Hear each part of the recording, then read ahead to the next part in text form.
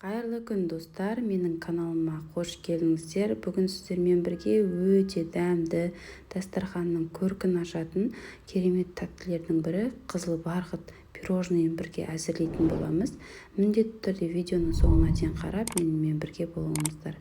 Және де каналыма тіркелуді ұмытпаңыздар. Ал ендеше бастаймыз. Алдымен бөлме температурасындағы сары майымызды құрғақ таза ыдысымызға салып аламыз. Енді үстіне қантымызды саламыз. Қантымыз ерігенше миксердің көмегімен жақсылап араластырып алатын боламыз. Сары майды алдын ала шығарып қойыңыздар. Еріген бөлме температурасындағы сары май қажет. Мінекей барлығын миксерлеп болғаннан кейін осылай лопатканың көмегімен араластырып, үстіне жұмыртқамызды саламыз және де сүтімізді құйып аламыз.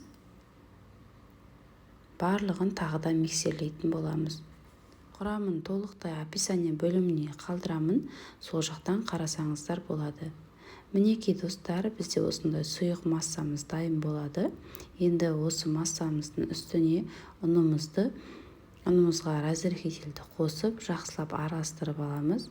Содан соң міндетті түрде електен өткізіп, екі бөлікке бөліп миксерлейтін боламыз. Достар, менің каналымда түрлі рецепттер бар. Каналыма тіркеліп қоюды ұмытпаңыздар. Және де видеоларым ұнаса, өз пікірлеріңізді қалдырып өтсеңіздер болады.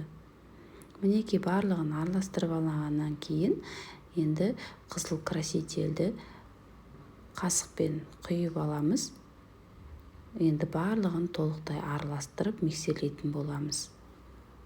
Қызыл бояуымыз толықтай сіңу үшін барлығын жақсылап миксердің көмегімен әбден араластырып аламыз. Қалған шет-шетіндегі ұндарды осындай лопатканың көмегімен жақсылап сырып, барлығын тағы да толықтай араластырып аламыз. Мінекей достар, бізде осындай сұйық массамыз дайын болды. Қарасаңыздар болады, видеодан осындай керемет түсте болды. Енді осы массамызды арнайы мешокқа салып алатын боламыз.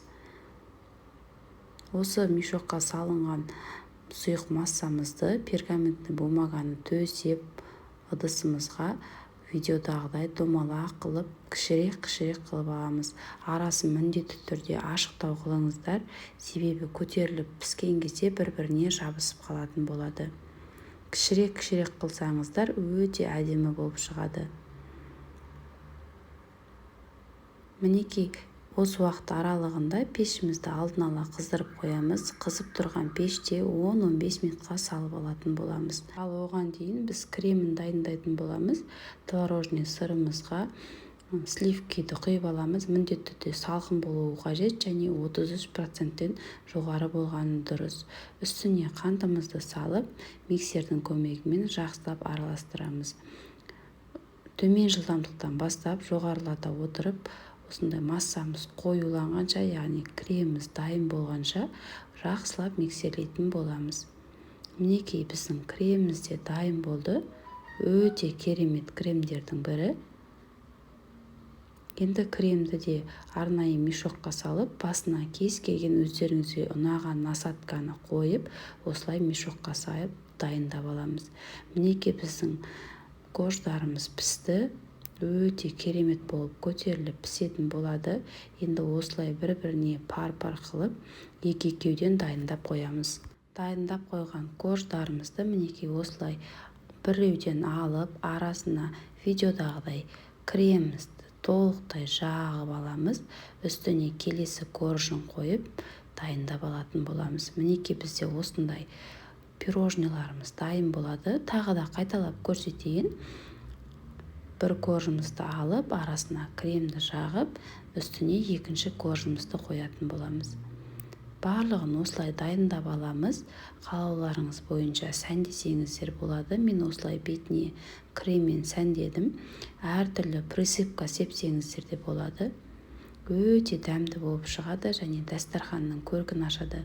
Міндетті түрде осы менің рецептіммен жасап көріңіздер. Сіздерге ұнайтынына сөзсіз. Өте дәмді, ешқандай торттан айырмашылығы жоқ. видео ұнаса лайк басып пікір қалдыруды ұмытпаңыздар. Сіздермен болған Нұрия Амангелді. Назарларыңызға рахмет.